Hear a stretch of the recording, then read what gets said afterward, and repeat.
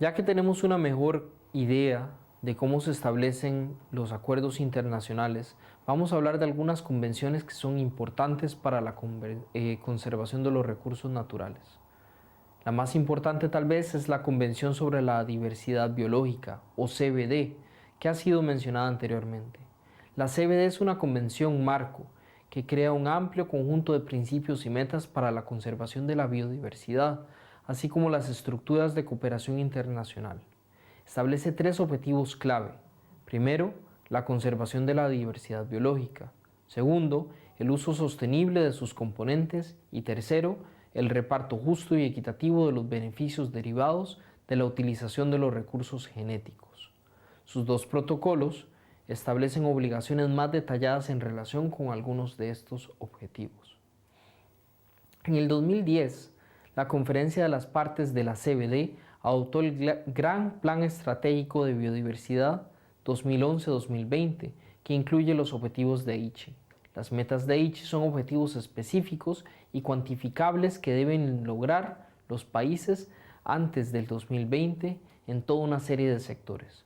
Por ejemplo, la meta 11 establece que para el 2020 al menos el 17% de las zonas terrestres y de aguas continentales y el 10% de las zonas marino-costeras, y especialmente aquellas de particular importancia para la diversidad biológica y los servicios de los ecosistemas, se conserven por medio de sistemas de áreas protegidas, administrados de manera eficaz y equitativa y ecológicamente representativas, y bien conectadas a otras medidas de conservación eficaces, basadas en áreas y estén integradas en los paisajes terrestres y marinos más amplios. Otras metas se centran en otros desafíos de la biodiversidad. La meta 6, por ejemplo, aborda la gestión y el uso sostenible de la pesca. La 9 trata con especies exóticas invasoras. La 20 solicita la movilización de recursos financieros, mientras que la 2 tiene como objetivo integrar la biodiversidad en procesos de desarrollo y planificación. Miremos otro acuerdo, por ejemplo la Convención de Ramsar, que fue adoptada 2 décadas antes de la Convención de Diversidad Biológica en la década de los 70. Se centra en un hábitat específico, los humedales.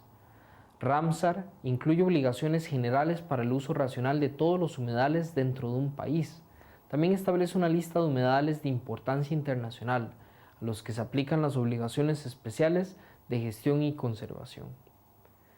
La Convención del Patrimonio Mundial de la Humanidad también ha creado una lista que incluye sitios de valor universal excepcional, las áreas de excepcional belleza natural, formaciones geológicas excepcionales, ecosistemas significativos o importantes hábitats naturales pueden ser catalogadas como Patrimonio Mundial de la Humanidad. También crea obligaciones para las partes de la Convención de la protección de todo patrimonio cultural y natural del país, esté o no esté en la lista. ¿Por qué un país quiere tener un sitio catalogado como sitio Ramsar o Patrimonio Mundial de la Humanidad? ¿Cuáles son los beneficios? Sin duda, hay un beneficio de reputación, pero también hay beneficios económicos potenciales. Un sitio de patrimonio mundial o un sitio Ramsar podría traer más turismo o dar más apoyo al financiamiento de su gestión y cuidado. Es importante mencionar que estas designaciones internacionales no protegen al sitio. La protección de estos sitios deben ser implementados a través de legislación nacional, por ejemplo, designando un sitio como área protegida para cumplir con las obligaciones internacionales. Otro convenio importante es la Convención sobre el Comercio Internacional de Especies en Peligro de Extinción, CITES, que se centra en un aspecto diferente de la conservación, abordando el comercio internacional de especies. CITES enumera especies en 3 apéndices.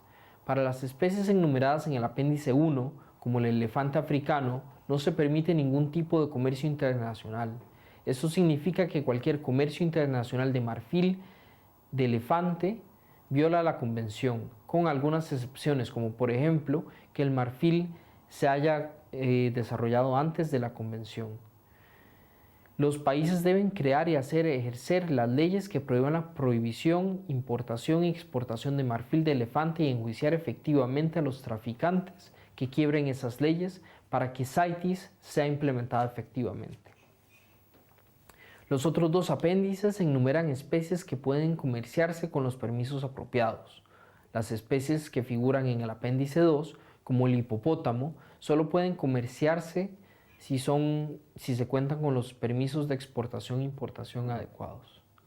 Para las especies enumeradas en el apéndice 3, solo se requiere un permiso de exportación y un certificado de origen. Los apéndices de este convenio son revisados periódicamente durante la COP, agregando y moviendo especies de la lista. Para cumplir con las disposiciones, los países deben asegurarse de que sus leyes nacionales estén al día. Una forma de hacerlo es referirse directamente a la legislación CITES nacional. Por ejemplo, la Ley de Conservación de la Vida Silvestre de Tanzania de 2009 declara que cualquier comercio que viole las disposiciones de CITES está prohibido en virtud de esta ley y todos los especímenes comerciados ilegalmente serán confiscados. Y la traducción al derecho nacional es solo el punto de partida, ya que la ley tiene que ser aplicada.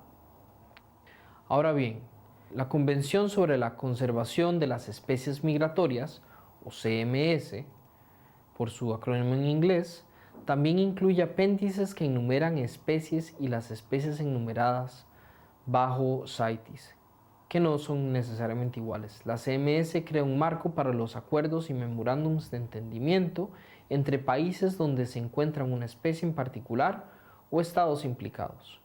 Tienen como objetivo apoyar la coordinación de la conservación de la vida silvestre transfronteriza. Por ejemplo, el objetivo del Acuerdo del Gorila es conservar a los gorilas con los 10 estados africanos de la cordillera africana.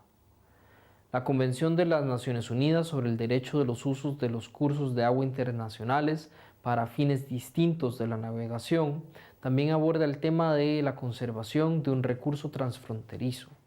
Al igual que la CMS, la Convención de los Cursos de Agua de la ONU crea un marco y principios para los acuerdos entre los países que comparten una cuenca hidrográfica. Hay otros AMUMAS a nivel mundial y regional que podríamos discutir acá.